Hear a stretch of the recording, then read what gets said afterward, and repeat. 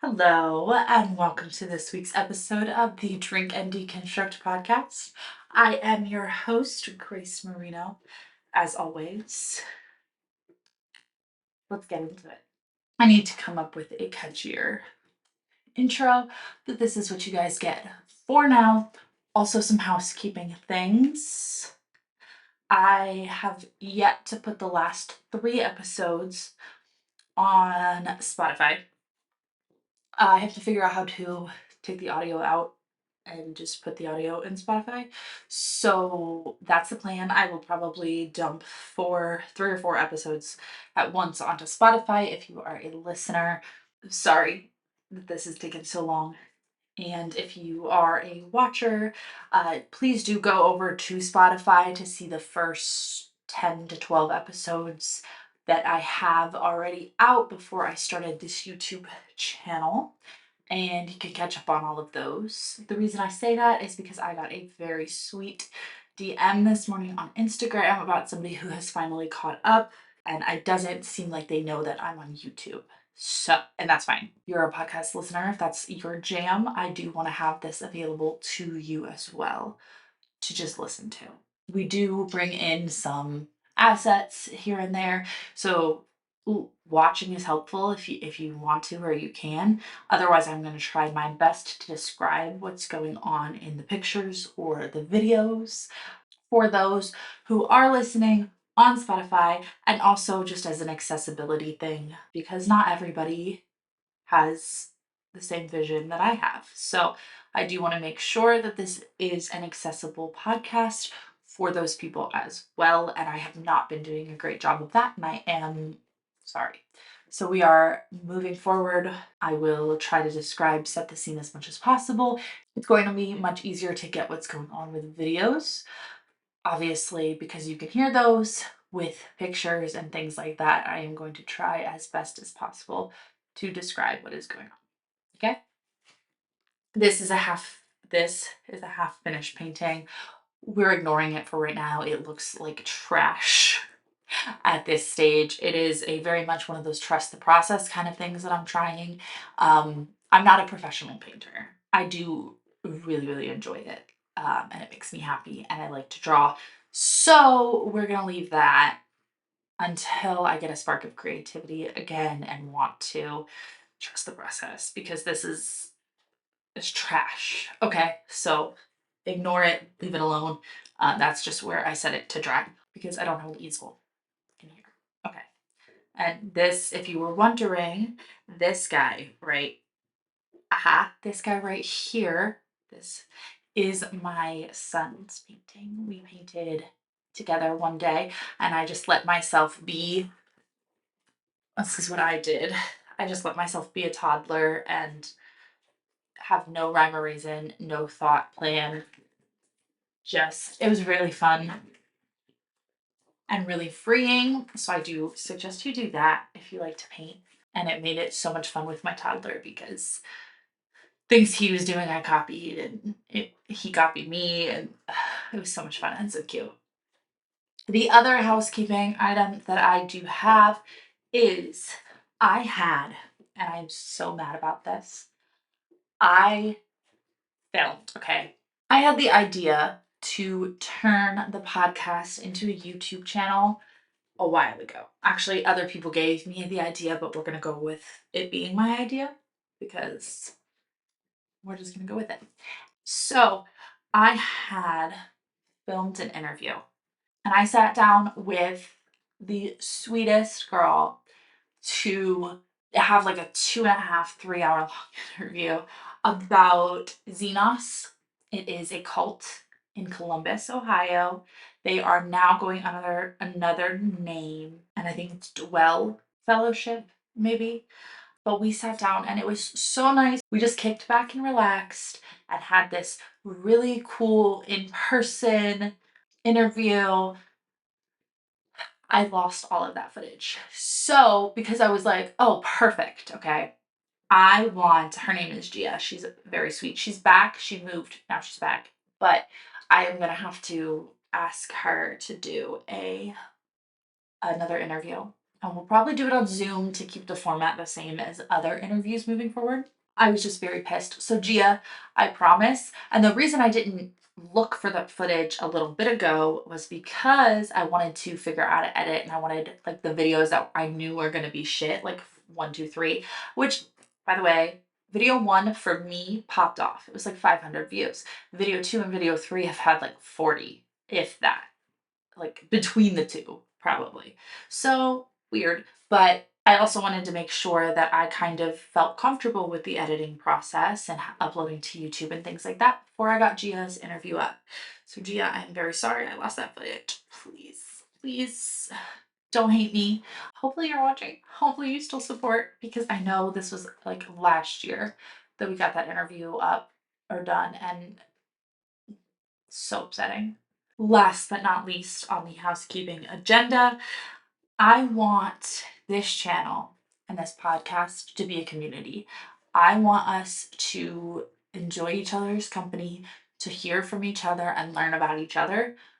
And also, I hope that in sharing more than my own experience, I can say that this is not an uncommon experience, that this isn't something that I'm just complaining about. This is real, this is serious. The idea of deconstructing as a whole isn't just a bunch of lazy people who don't want to do the work to be a Christian, blah, blah, blah. Like, I want to legitimize what we're going through. And I think the best way to do that would be to either A, hold interviews with you guys, or B, have your story. If you don't want an interview and if you don't want to put your name and your face on it, then send me an email. Send it anonymously, change the names, all of that. And I can read your story out to my audience, and people can hopefully hear your story and tell me their own and expound on the theological things, the questions that they had, how they started questioning, how they were treated in the church, things like that. So, if you do want to help the channel out and be involved, I would very much appreciate that. If you could send an email to drinkanddeconstruct@gmail.com. In the subject line, you can put interview request, and you could just write a little bit about your story, why you kind of want to be interviewed, what time zone you're into would be very helpful, just like kind of when you would be available. If you want your story told, but you don't really want your name or your face, or you're just not comfortable on camera, and that's totally fine. Not everybody is, and you're okay with your story, your name being out there, you can put your name, I don't care. You go ahead and put religion horror story in the subject line. And then if you want to put a little blurb about what it's about, like religion horror story, I found out I was gay, or religion horror story, my pastor yelled at me. You know what I mean? Something like that. So that it gives me a little bit about what it's about. So hopefully yours gets chosen for the videos. I'm hoping to get a lot of them to have like 30, 45-minute videos of just reading other people's stories. I think that would be amazing. If you want to help a girl out, help a community grow, be part of a community kind of from the beginning, and really feel involved, that is a way you can get involved. If this is something where you're like, this is important work, I just don't want to be the face of this work, but I do have something to contribute, I would highly recommend sending an email. Like I said, I will keep it as anonymous. You can keep it as vague as you need to. But I think sharing your stories and giving those stories a platform is important. Not, again, not that my platform is big by any means, but we will grow it. And I do have faith in us to get there. And the more we make our voices heard, the louder they'll be. So that is all I have for housekeeping stuff. Please, if you have anything that you want to send me an email. Any topics that you want to talk about, you can either leave a comment or send an email about those. I will check all of the comments, so leave a comment during this video. If there's something that I say that you're like, that's dumb, tell me. Or if you're like, I love that point, I never thought of it that way, tell me. Leave a comment, like if you like the video, dislike it if you dislike the video. I don't care. Please subscribe if you like the video, if you like me, you know, just just subscribe. Honestly, whether you like me or not, just subscribe. You should. And please share with a friend if you know somebody who's kind of questioning their religion right now and might need some support in deconstructing. Now, on to today's video. All right, sorry, my husband walked in. I have coffee now. To be honest, that was like an hour ago, so not really, not a full hour probably, but I took a little bit of a break and did some Myrtles, which is like logic puzzles with a murder mystery, very Clue vibes. It's really fun so far. I've done like 40 puzzles in the last 2 days because it's the easy and medium ones that I'm on right now. And eventually I will get to like the harder ones, which I cannot wait for. Anyway, because of fucking up with the interview that I had done, which I'm so sad about missing because it was so funny. It was so anyway, because I don't have that this week, I have to film a video. So because that was gonna be what I was doing, So I have been for the last 2 days trying to get the interview, trying to figure out where to get it, how to get it back, can't find it. So I do have to film a video. So I didn't have a video prepared. Because this is just how it's gonna be with us. I don't prepare. And obviously as we get, more and more together with this, I absolutely will be more prepared. I just thought that I had like another week and I thought that, hey, today I was going to film a video that I could, or today or tomorrow I could film a video that I was going to come up with and already have my other video edited like 2 days ago. And then yesterday or today I could like come up with a video and I have it. So I did get a DM, got a DM that basically said what I am doing is so important for society and important for queer people. And that made me so happy. One, because that is exactly what I'm trying to do is something important. And yes, I like to hear myself talk. We all know that by now. But I think what is important is the message that I'm spreading. And I think that this is something that I have always been born to do, which is ridiculous or whatever to say that. It is important. The work that I want to do here is important in that sense to give people a voice and to feel heard. I think it's a complete contradiction from the religious fundamentalists, evangelicals, who say that you shouldn't focus on yourself, but then all their Christianity is self focused. Selling courses on how to be a Christian who has good sex, or, selling a dating app, or saying all of this hurtful, harmful, deeply misogynistic and patriarchal bullshit, and then selling that content and saying, like, this is just what God has called me to do. Like, yes, of course, we need to make money to pay bills because we live in late stage capitalism. Everything sucks here. It is what it is. It does just suck. The idea that you are going to exploit your faith for money and for views on social media and then just label it like this is what God wants me, like, make money, sure, but call it what it is. Call it your job. Don't call it your ministry. Don't call it something that God has called you to do and wants you to do and created you to do. That's fine. And like say, I love what I do and it's still a job. Two things can't exist at once. So to market yourself as just a Christian who loves people and is just doing whatever and then selling overpriced bullshit, crappily made courses, Bethany Beal, I am looking at you. Then that goes against everything that is the message of what Christ preached. So that's just a little tangent. Who knew that I could go on a tangent? And I'm not drinking today because it is only 2 p.m. and my baby is asleep and I've got lots of shit to do. So, well, I hope he's asleep. Somehow, even with the little like box thing that goes over the outlet, he figured out how to unplug his camera. So he's not screaming. So I'm gonna ignore it. I can't see what he's doing.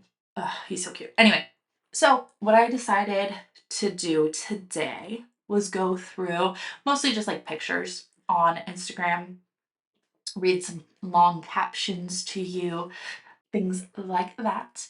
Just with one question in mind. Are the straights okay?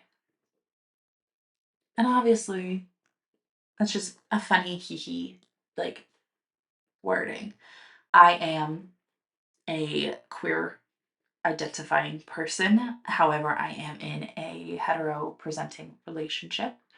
So I want to get into an episode talking about bi erasure and things like that, and the deeply seated misogyny in being a woman who, or a person who is bisexual but in a heteronormative presenting relationship, and the imposter syndrome, I guess, that's there. Like, I feel like I can't speak out or say that I am a queer person because I've never been in a relationship with a woman or someone who did not identify as a cis male.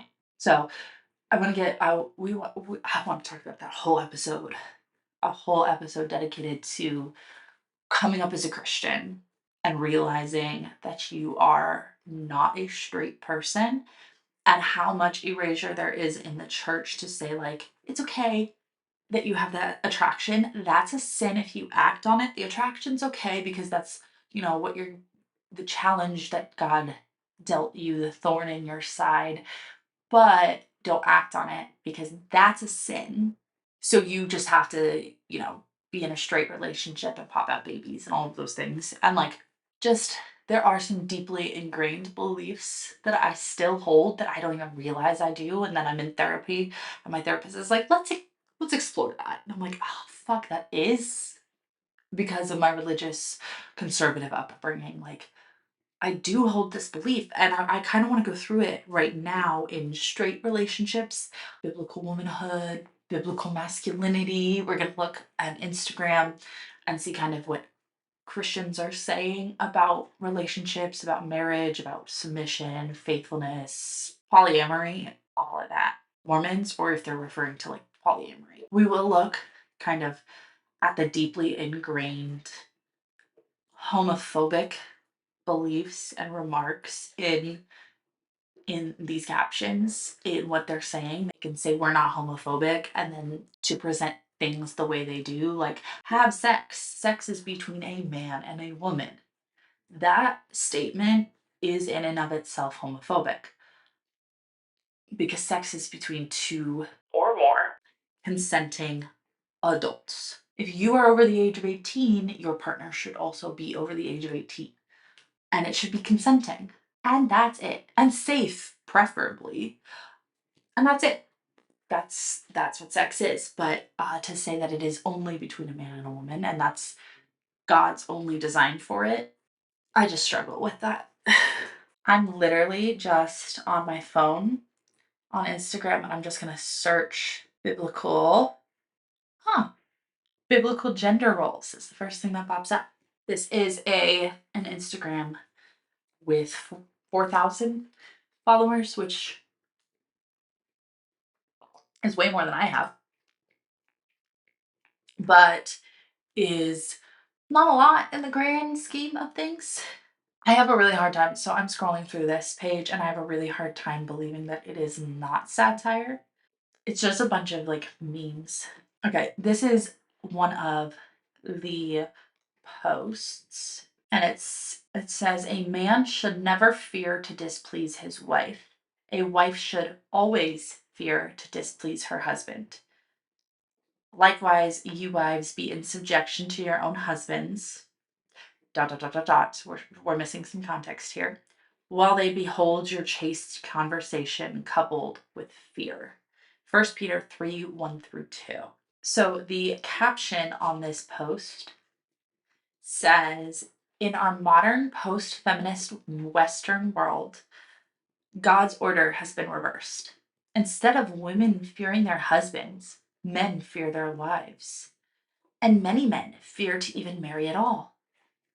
And then it says, e.g., like example, NGTOW. And I don't know what that stands for. Why do most women no longer fear their husbands? First, because most women have little or nothing to fear from displeasing their husbands. Husbands no longer hold their wives accountable as their subordinate, but rather they conduct themselves as casual friends with their wives rather than their masters. Secondly, most women no longer fear their husbands because the state is on their side against their husbands. In divorce, the women will take half of everything the man has, majority custody of the children, and child support into her next marriage with another man. Other men get married, yet live in fear of ever displeasing their wives. In the short term, they fear she may withhold sex or make their lives otherwise miserable if she is displeased. And in the long term, they fear she may financially decimate them and take their children in divorce.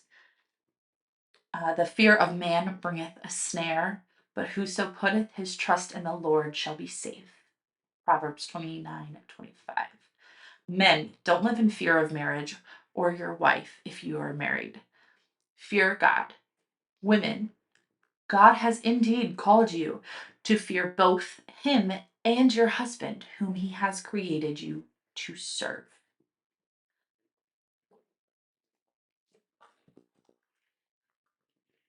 Okay, so this isn't even like veiled misogyny. Somebody commented, make marriage biblical again. That's all I can say. Another person says, Christians need to know and understand what the Bible actually says. Many don't. They have never heard these Bible verses you post. Christian marriages today are not following God's standards, rules, and design for marriage anymore, and it is so obvious. We, as followers of Christ, must obey him. Oh my God. So I look at that and I say, this has to be satire, right?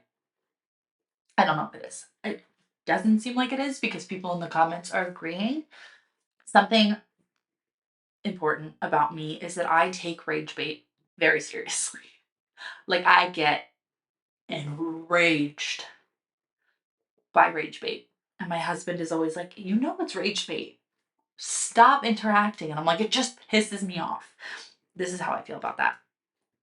This is what women and girls are being told, and I'm going to use heteronormative terms because that is the terms that they are speaking in: men and women, girl and boy, black and white, the binary. You and I, hopefully, know that sexuality and gender are spectrums.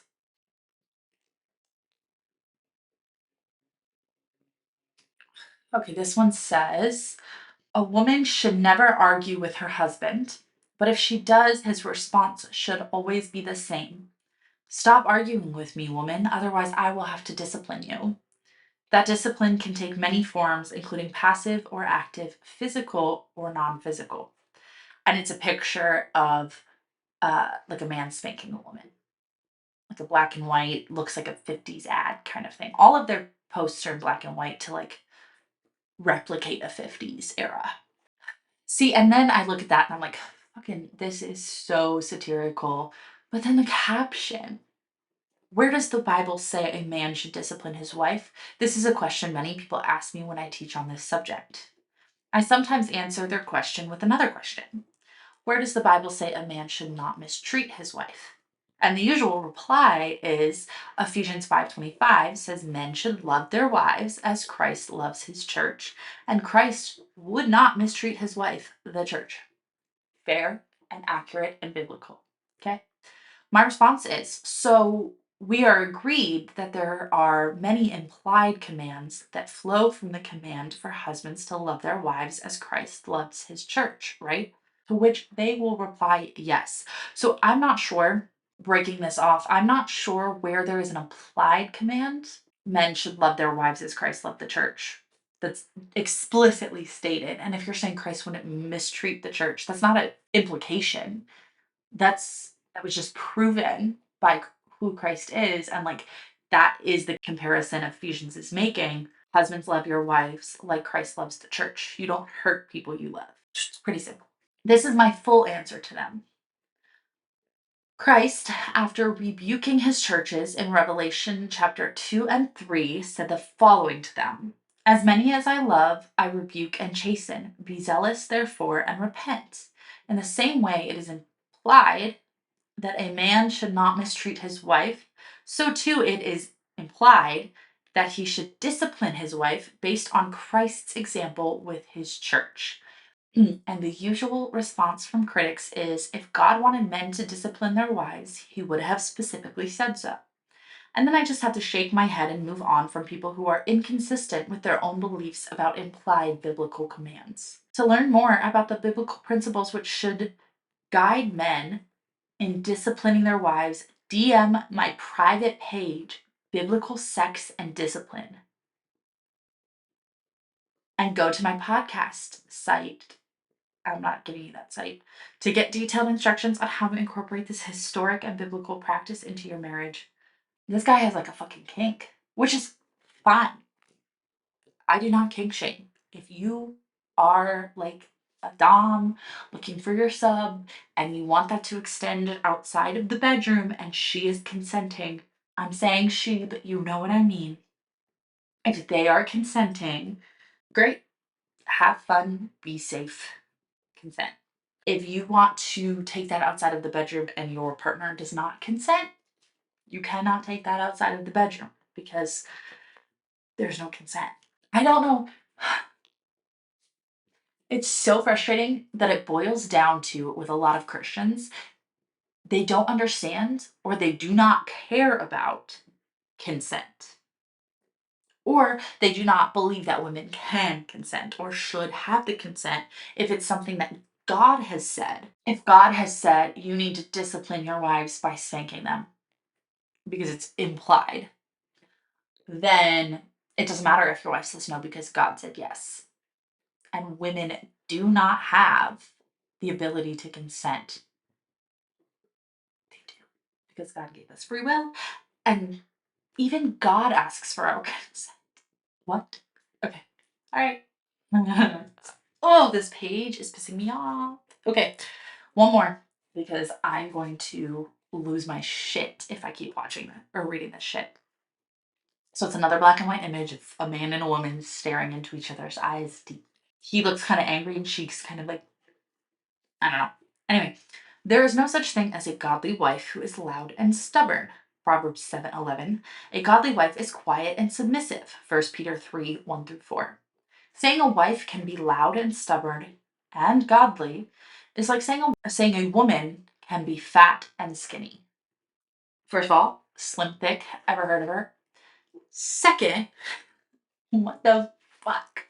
So, the misogyny that is ingrained in just why are we comparing a woman who you think is ungodly, like two traits to be like fat and skinny? Women can be fat and skinny because you know this man. I haven't even read the caption yet. You know this man is gonna like, because obviously this is a man. This man is going to go off on women shouldn't be fat and that's unbiblical or that's unhealthy or whatever. Look, the fat acceptance movement. Okay. Okay. So there are a lot of problematic things in the fat acceptance movement coming from someone who is, I would say, mid-size. I've made some TikToks on this and people are not happy when I call myself mid-size because I wear a size anywhere from a size 10 to a size 14 right now because I still have a bunch of baby weight. I don't agree with the fat acceptance movement on a lot, but I also don't agree. I just think we should strive for body neutrality. Your body is beautiful how it is. And if you also lost 10, 20, 50 pounds, your body is beautiful. If you gained 10, 20, 50 pounds, your body is beautiful. And it gets its job done. As long as the body you live in is able to do the things you need it to do, the end. End of story. Like I don't want to live in a world where we think about our bodies. And I think the fat acceptance movement is like, I'm fat, I'm large and in charge. Look at me, which is if that's your personality and that's how you want the world to perceive you, that's absolutely amazing. I also think that that message is harmful sometimes. And I think that the idea that everybody who's against or who's not explicitly for me is directly against me is silly. I think there's a lot of middle ground. And I think people on both sides of the spectrum are like, you have to be skinny because being fat is bad for you, blah, blah, blah, your health. And then people who are like overly in the fat acceptance community are like, I'm fat and that doesn't mean that I have, issues and that doesn't mean that. And there's like a happy medium of like, hey, the medical profession needs to be better at handling and dealing with plus size people, but there is also a be in the body that feels best to you. And if that's skinnier and more muscular, great. I personally am starting to work out because I want to lose weight because I don't like the body I'm in right now. It just isn't what I'm used to. I want to get back to at least, looking like I did pre baby, which even then was still technically overweight. And I'm working on a lot of cardio because I have a 2-year-old who wants me to pick him up and dance to the dinosaur song and spin around. And I can't do that in the body that I'm currently in or that I was in or have been in. I'm working toward that goal, but I need to be stronger. I need to have more endurance. So there's happy mediums to everything. I digress on that old tangent because we have not even read this man's caption yet. So let me. Oh, this is just a nitro cold brew. By the way, I didn't say that. Just a nitro cold brew. Okay.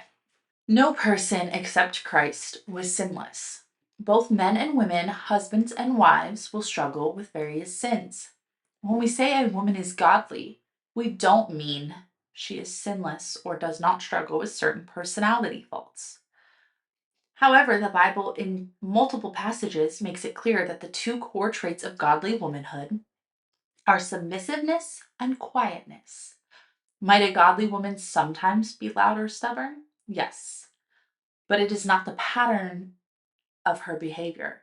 It is the exception, not the norm for her.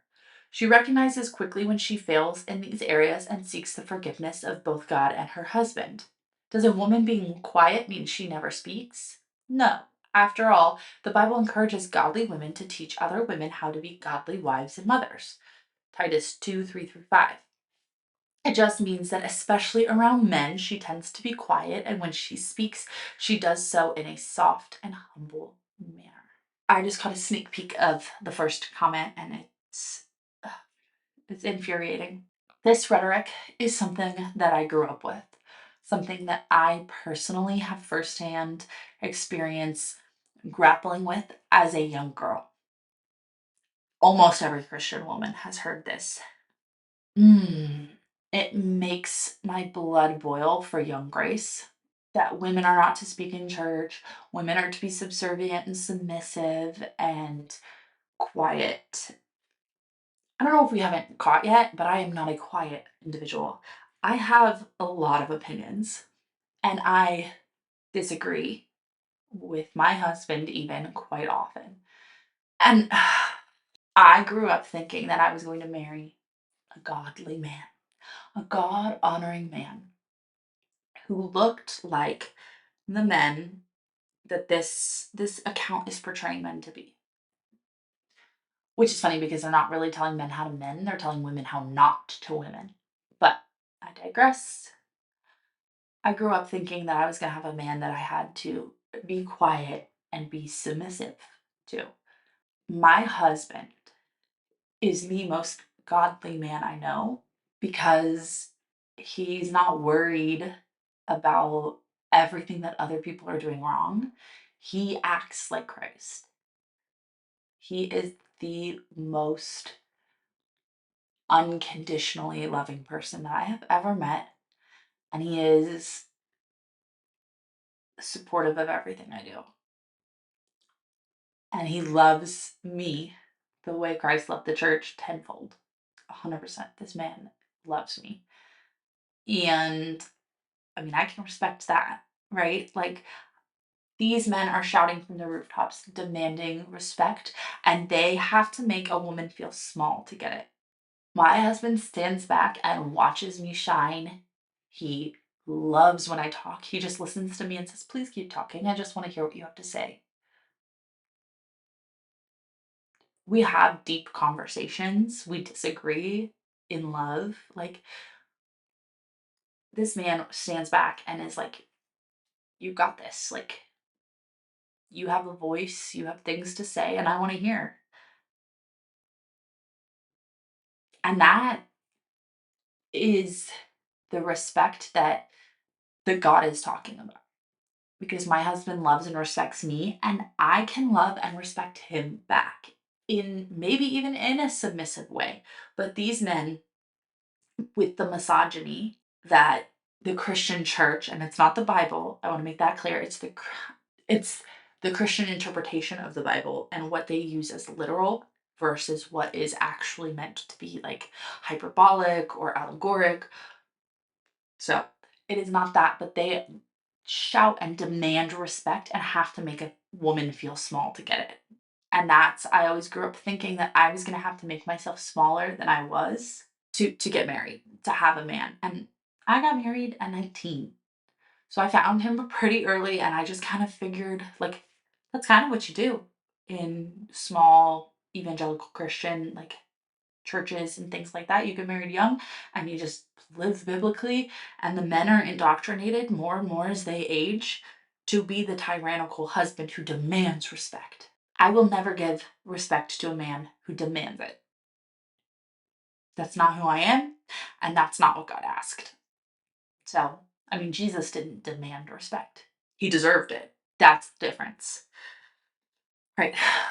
This Instagram is pissing me off, so let's find a different one to make me upset, shall we? The Joyful Housewife has 16,000 followers. Her name is Caitlin. Exposing feminist lies and exhorting women in the ways of the Lord. Wife, mother, homemaker. Galatians 1:10 is the bio. Okay. This one, it's like a slide carousel of posts on top of an image of her cutting something, and there's a bowl of lemons in the foreground. So it says, "Is it wrong to seek female empowerment as a Christian woman? We have to understand the implications of female empowerment to be able to answer this question. Female empowerment is about women having power, control, acting on their own authority, being in leadership positions, democracy, sexual freedom, i.e., extramarital sex, and a heavy push towards career and away from domesticity. The message of female empowerment does not align with the Word of God. As Christian women, we are urged to deny ourselves, do nothing out of selfish ambition, serve others, submit to and accept the authority of our husbands, keep our homes, raise our children. The list goes on. Of course it does. Oftentimes, Christians, when I say Christians, I mean these Christian content creators have a very hard time understanding the concept of punctuation or grammar. It is hard to read their posts because something's misspelled, which is fine, that happens, but when it's in every post, it's like, or the commas. Learn what a comma is. Break, if you have a break in your thought, put a fucking comma. But then again, these are the, never mind. Never mind. I'm not going to go there. I'm not going to go there with the intelligence level of homeschool community and homesteading and shit like that. I'm not going to go there. Okay. There are more important things than writing a sentence, I suppose, but it just makes it hard when you are a content creator for people to understand your content if you're not writing it correctly. Anyway, okay, oftentimes female empowerment structured Bible studies we'll focus on the handful of stories in the Bible featuring women taking on masculine roles. Fluffing stories even to build arguments of women in leadership, politics, careers, and battlefields, because the Bible gives all of those things. Ironically, many women turn their noses up in scorn at the areas the Lord has empowered us to be great mothers, homemakers, wives, servants, in search of being able to be recognized for masculine feats. We don't marvel at how amazing men are when we read about Moses splitting the Red Sea. That story is obviously about God's power, not man's.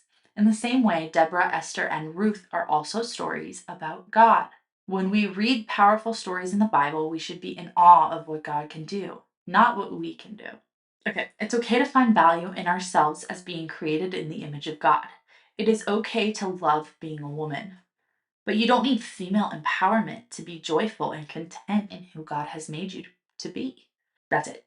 Okay. And then the caption says choosing not to subscribe to female empowerment does not make you anti woman or misogynist or a misogynist.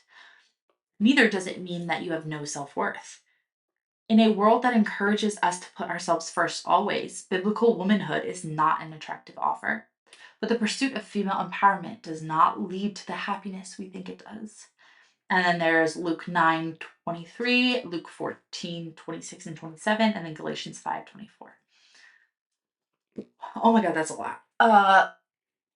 First of all, the difference here as a feminist and a woman and a stay-at-home mother, the difference here is that me saying as a feminist, you can find your happiness, you can find your self worth, you can find pleasure in whatever you want. You want to stay at home and sweep the floor and sing with birds and make sourdough?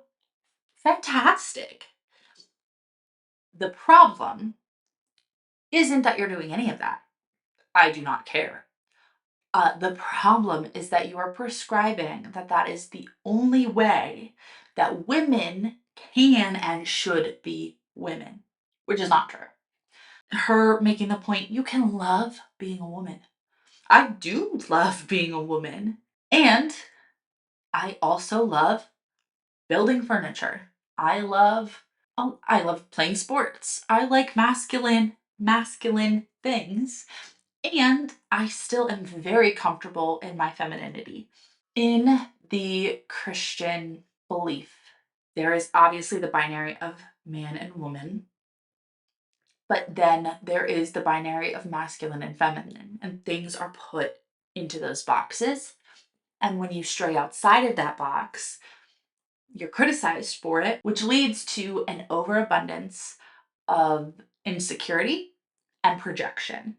And that's all this is. Men who are the macho men who put down how women are, and that men need to be strong and tough and authoritarian, are insecure.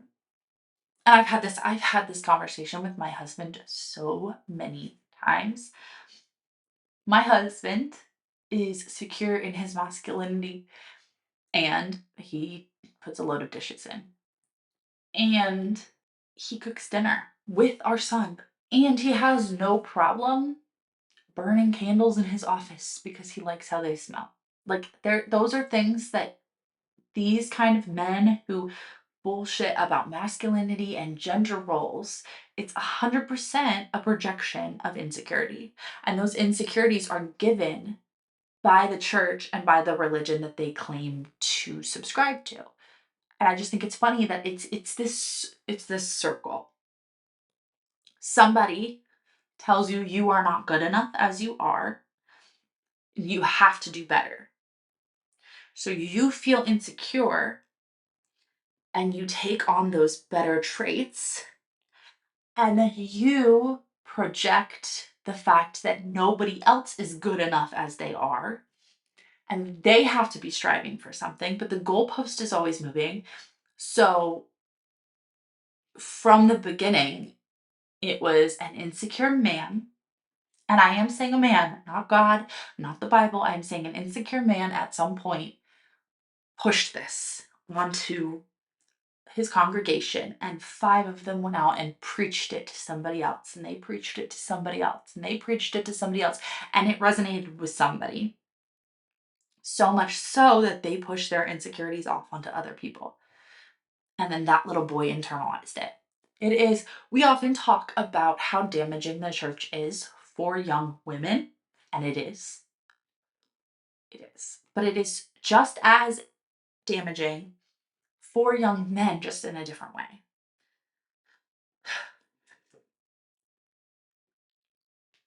I'm going to type in biblical masculinity and see what pops up.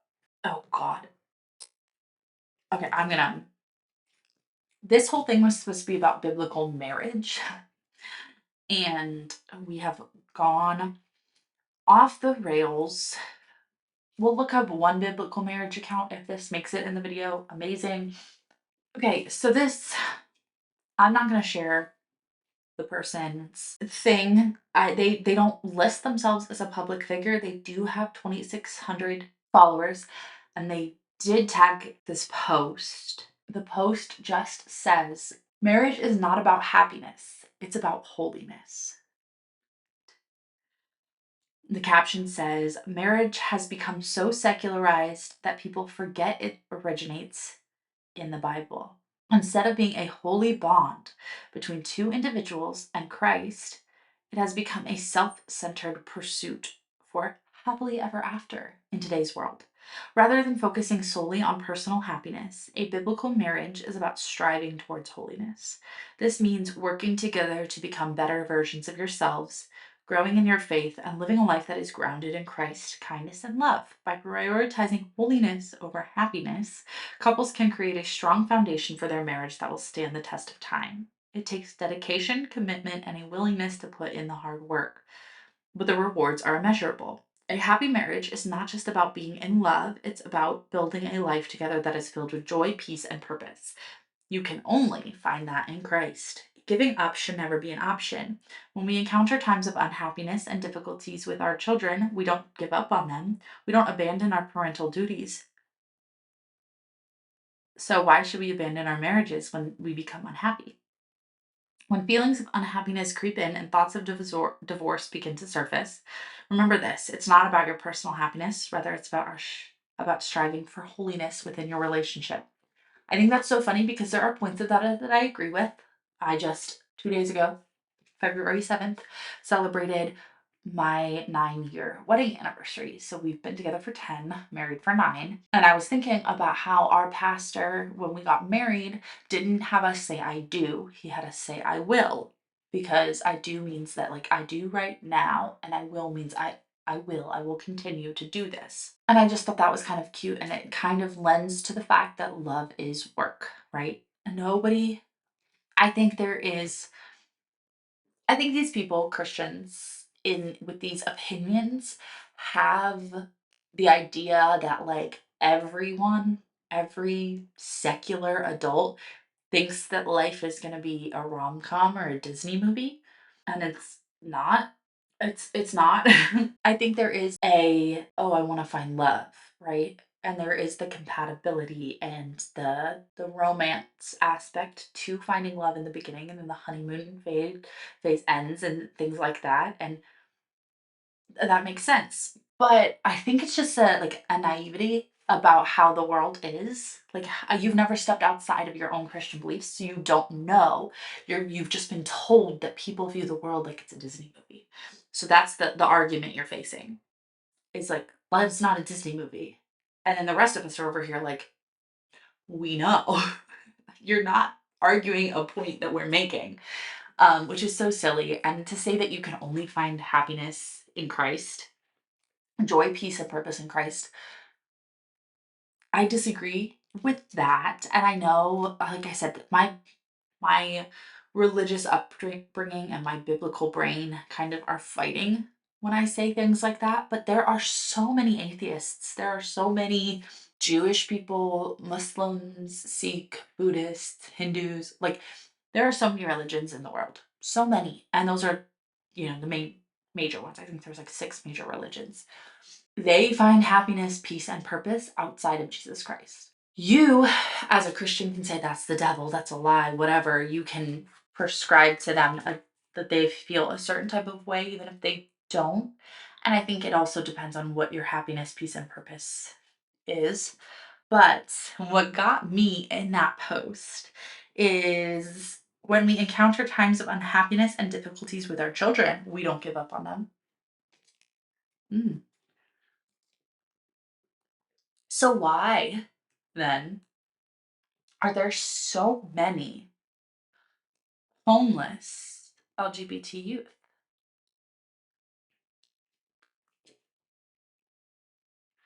So, if I look at your page, are you advocating for donating to the Trevor Project so that LGBT youth don't want to unalive themselves?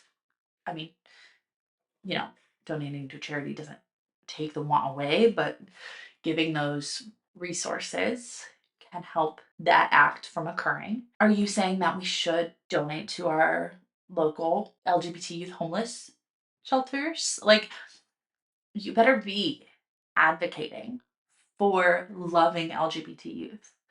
If you're going to say that when things get hard with our kids, we don't give up on them, but you kick them out of the house, or when they get pregnant. It's so frustrating, so hypocritical. The point, just so silly, and it must be nice to live in a world where you've never had to consider anyone else's viewpoint. To be so sure that you are right and that everything outside of your belief is a devil or a demon. I know they say that there's peace in Christianity, there's peace in knowing Christ, but that peace only comes with a fair helping of delusion. And as somebody who believes in Christ, I say that there's just so much ignorance.